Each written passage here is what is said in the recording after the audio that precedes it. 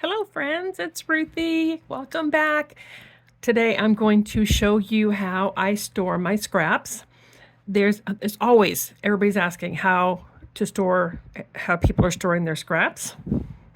So today I thought I would show you. Now my craft room is forever changing.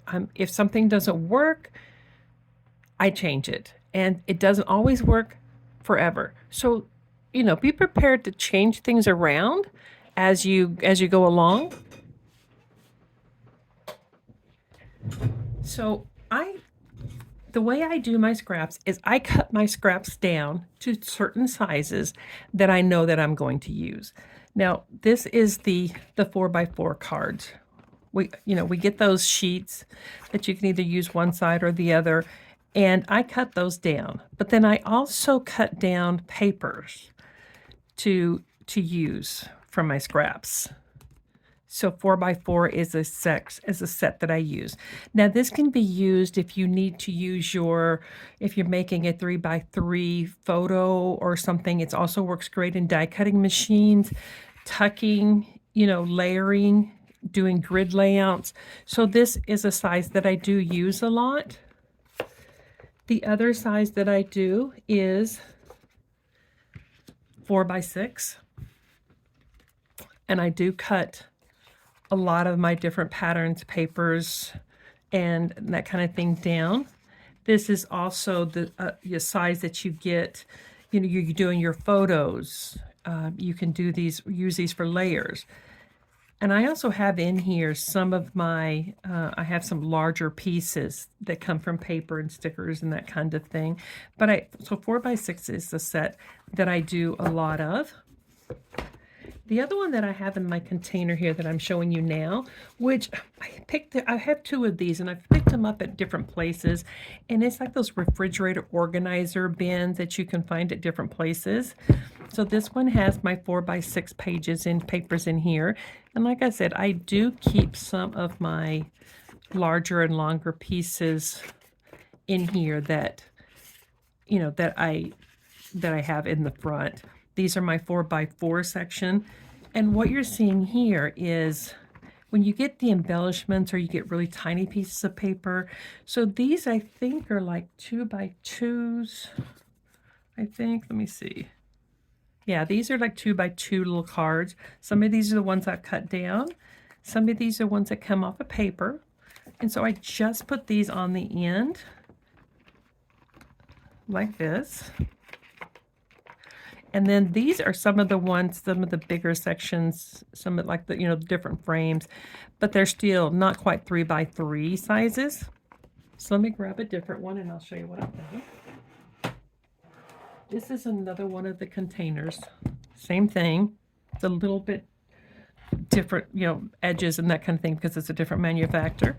But this size here is the 3.5x4 is pretty much my go-to section. Some of these are a little bit different sizes. I don't fuss over the sizes as much as I generalize. This is close to 3.5x4.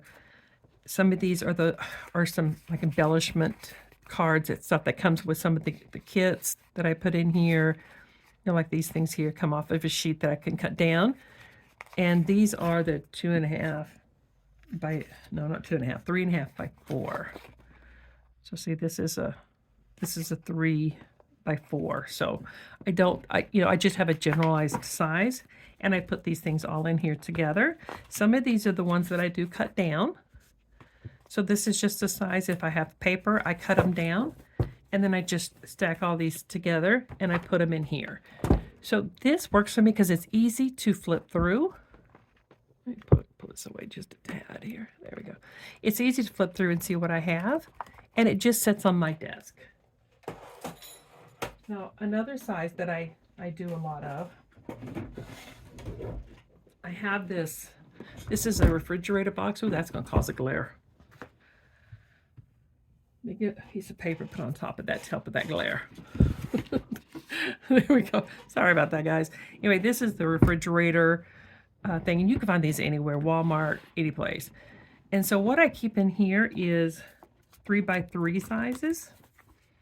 Ooh, let's try to find something with that glare.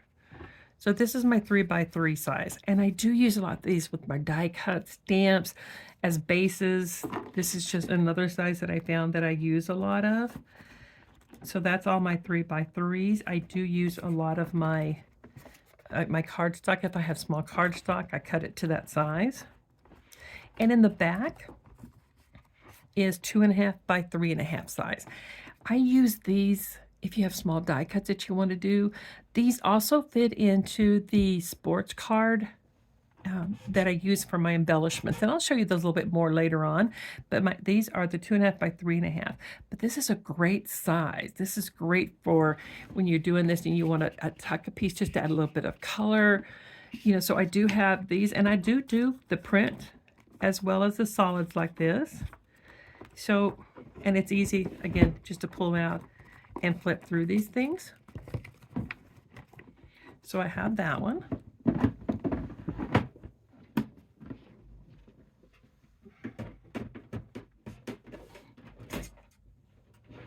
See if I can put this back without making a mess.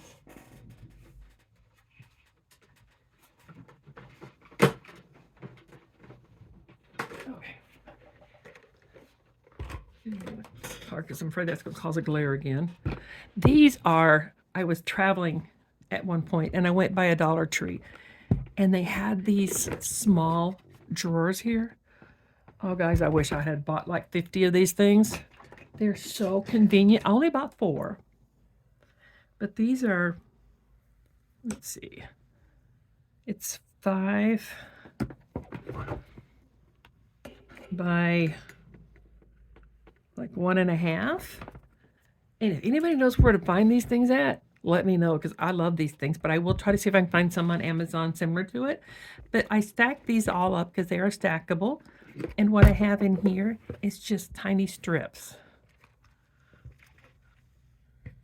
And it's just anything that, you know, like this is one of these little tickets. And this is one of the tabs, you know, like you fold it over, you know, like the index. But these are great for tucking as well. So you just take one of these and kind of tuck it under to add a little color. So I have a lot of these little pieces of just random little pieces of paper that I like to use for tucking. A lot of like tabs and different things like that I put in here. These are different pieces that I have found that are great for bases. These are going to be like circles, like I buy things at yard sales and that kind of thing. And I found this. It's just a large pink button. There we go, large pink button kind of thing. But it's going to make a great base. So I just have a lot of different little shapes and sizes and that kind of thing in here. These are not necessarily scraps, but it could be if you have a punch and you want to cut circles. I don't have a lot of punches, but if I did, I would totally be using some of my smaller scraps for that. This one has all of my tags in it. So any little tag or anything that I have in here. But these would be great for storing like smaller pieces of paper.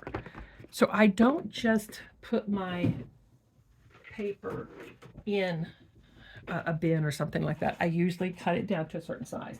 But if I have larger pieces of paper, I do keep those together because those are great for, you know, the horizontal, the vertical. So these are those book bins. I think, that you can buy like at Walmart or whatever. You know, they stack. A lot of the schools use them.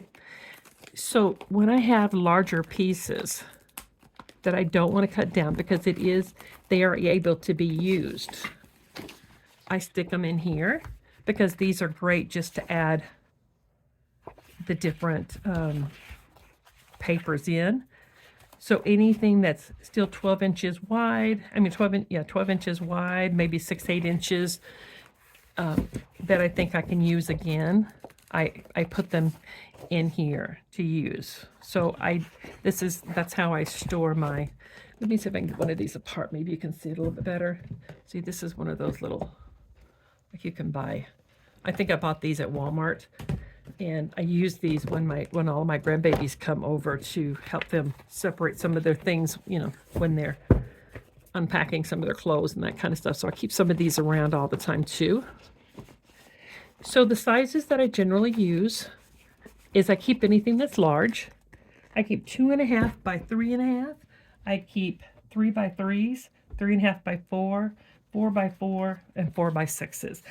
So I hope this helps you guys. If you have any questions, comments, or concerns, if you have anything I can help you out with, be sure you let me know.